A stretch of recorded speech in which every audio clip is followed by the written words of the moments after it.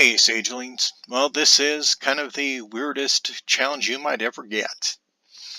And it has a very important meaning to me. I would like you all to build an artifact. I want you to build something that is going to outlive you.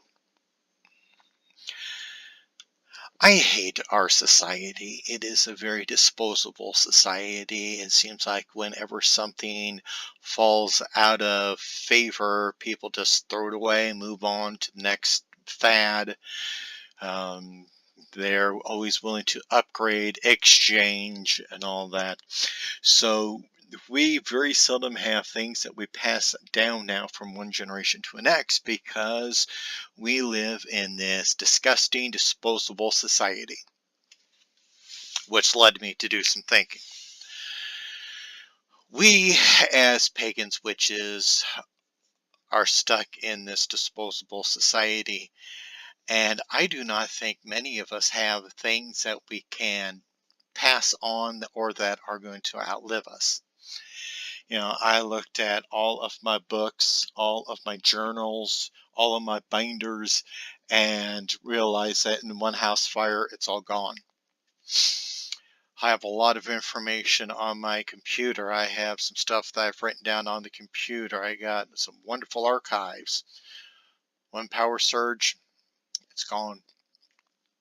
I do not have anything that is going to outlive me. And that bothers me. I wanted to leave a mark.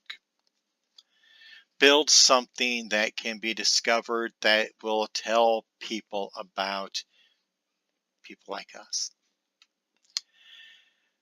And so that's why I have the build an artifact challenge. It doesn't matter what you build. Just build something that can withstand some fires, that can be found in some dug up in dirt, and people are going to go, what is this? And learn something from it. I already decided what I am going to build, which leads to the second part of this video, but I'll get there later. I work with some plumbing parts and all that, and I found some air valve, air intakes and all that. And they're copper, and I'm going to put them together, and with 3 pieces I am going to build a 11-inch wand of pure copper. There's going to be air inside, and then I am going to adapt it to be something more. Once I sweat the 3 copper pieces together, this would be an airtight thing. And so what my plan would be is to take one of my little drills and drill a hole at the tip of the wand, and in it I would put a little bit of dirt, a little bit of water, 3 drops of my blood, and leave some air inside of it.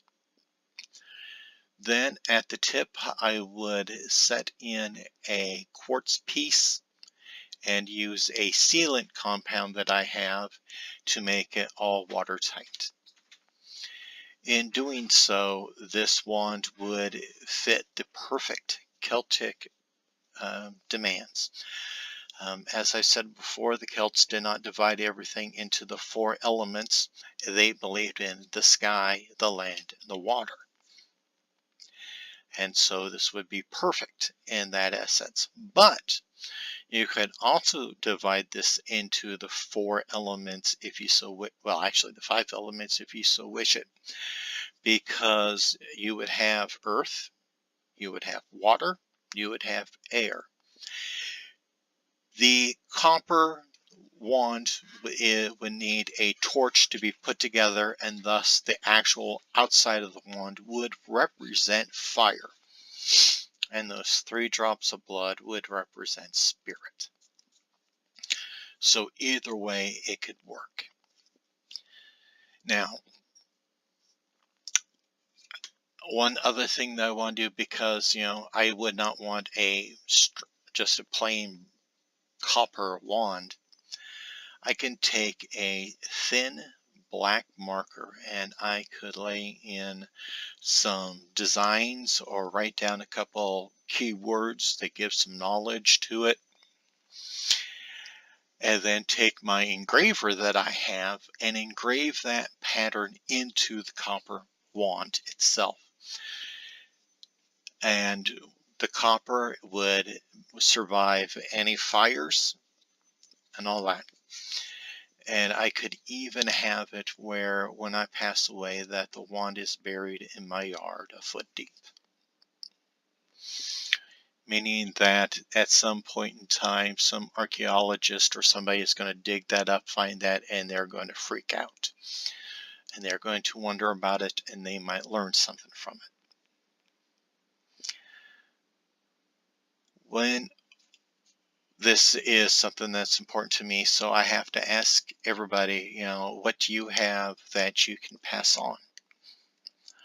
Yes, we have our videos, but, I'm thinking something more tangible, something that we can put into our hands. And now the second part of the video is about fairies. Now, I don't work with fairies, but I believe in the possibility. I believe that it is possible.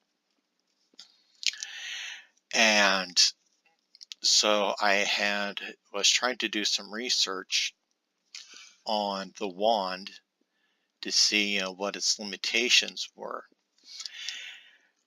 Now, I have been told that fairies do not like metal. So I was researching that.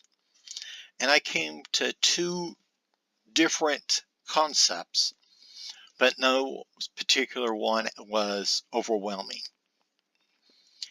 I have one concept that says that fairies will not touch any metal. They refuse to work with any metal. That's why a lot of people have wooden wands. Makes sense. But there's also a line of information that I've read where they just don't touch iron, steel. That fairies will work with copper, brass, no problem. And so I have to ask you, my friends, my sagelings, what do you know about this? I'm kind of needing some more information. Will fairies work with copper? So anyway, I think that's an interesting first video for the night. I would love to hear everybody's responses. So everybody, please take care. Be at peace.